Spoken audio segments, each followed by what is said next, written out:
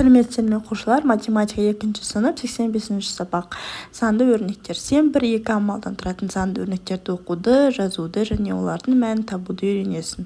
Бірінші есеп. Өрнектерді жаз және олардың мәнін тап дейді. Асы. 9 пен 2-ның көбейтіндісі, яғни 9-ды 2 көбейтеміз, тең 18. 36 мен 30 сандарының айырмасын 2-ге бөлу, яғни 36-дан 30-ды азайтамыз, шыққан санды 2-ге бөлеміз, тең болады 3.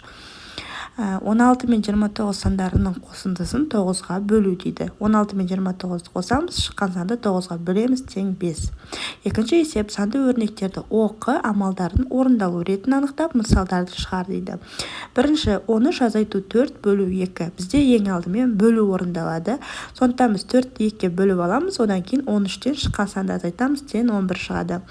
Келесі 3 көбейту, жақша ашылған 52 азайту 48. Бұл жерде біз бірінші жақшаны орындап аламыз, одан кейін сыртындағы санға көбейтеміз, тең 12. 2 көбейту 3 көбейту 5 тең 30. Бұл жерде рет-ретмен орындай береміз, көбейту амалы болғандықтан. 6 көбейту 3 бөлу 2. Бұл жерде біз жаңағы 6-ны 3-ке көбейтіп аламыз, одан кейін 2-ке бөлеміз. Үшінші есеп. Бір-бірімен өзара байланысты өрнектер жұбын жаз, олардың мәнін тап дейді. 8 көбейту 3 24. 24 бөлу 3-тен 8. 7 көбейту 5 тең 35. 35 бөлу 5 тең 7.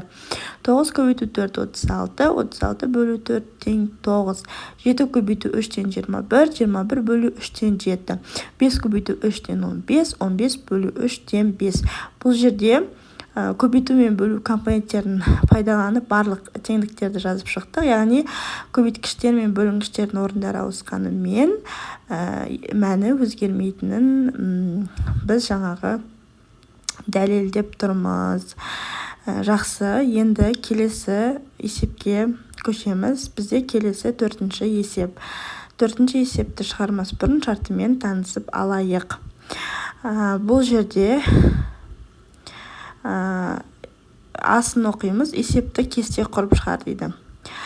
Мектепте дәрумендердің пайдасы тақырыбында сайыс өтті. Оған әр сыныптан 6 оқушыдан 3 сыныптың оқушылар қатысты.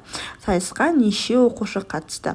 Әр сыныптан 6 оқушы, сыныптағы сынып саны бізде 3, барлық оқушы санын табу үшін біз 6-ны 3-ке көбейтеміз, тең болады 18.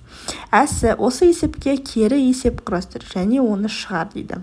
Бұл жерде біз жаңа сайысқа қатысқан оқушы саны белгісіз болады, сонда 6-ға неше сынып санын көбейткенде бізде барлық оқушы саны шығады.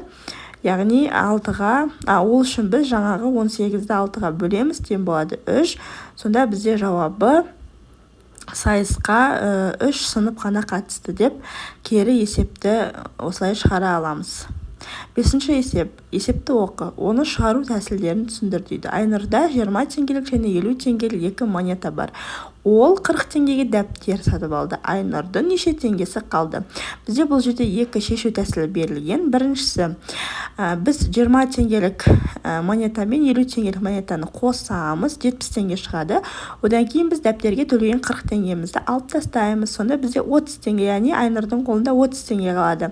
Ал екінші тәсілінде біз 50 теңгелік монетадан алып тастаймыз дәптерге төлеген 40 теңгесін, сосын қолындағы тағы 20 теңгесін қосамыз, тең 30.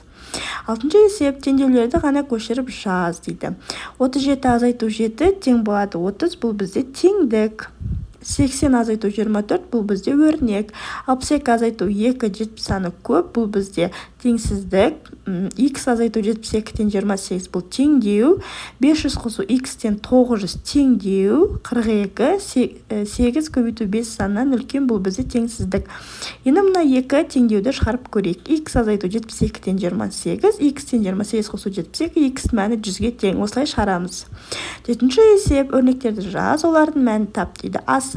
45-ті 4 пен 1-дің қосындысына бөлеміз. Яғни бірінші 4 пен 1-ді қосып аламыз, содан кейін 45-те шыққан санға бөлеміз, тең 9. Осылай әсін шығарамыз. 8-ші есеп. Шаруа егістіктен көкөністер жинады. Осы туралы мәліметтер дөңгелек диаграммада көрсетілген сөйлемдерді толықтыр дейді. Ең көп жиналған көкөніс ол картоп. Сәбіз орам жапыраққа қарағанда көп жиналды, бірақ қызанақтан аз жиналды. диаграмма бойынша өзің ақиқат пікірлер құр дейді. Бізде осы ақиқат. Дәрумендер адам ағзасында 6 сағатқа дейін ғана